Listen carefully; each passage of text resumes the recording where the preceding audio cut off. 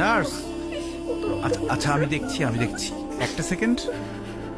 আরে জিতু ভাই, আপনি কোনো সমস্যা? আপনার হাত কেটে গেছে, অনেকক্ষণ ধরে ব্লিডিং হচ্ছে, একটু ডাক্তার দেখানোর ব্যবস্থা করুন তো। তেমন সিরিয়াস কিছু না, তারপরও আমি ওনাকে ইমার্জেন্সিতে দেখাই দিচ্ছি।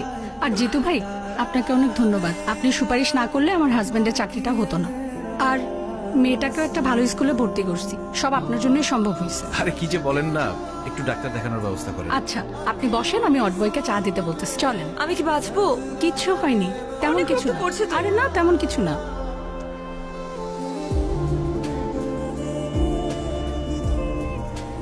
রিপন ভাই, জিতু, তুমি এখানে? তুমি কাঁদতেছো কেন? আমি মনে হয় আর আমার বাচ্চাটাকে আর বাঁচাতে পারবো না জিতু। কি বলো, কি হয়েছে?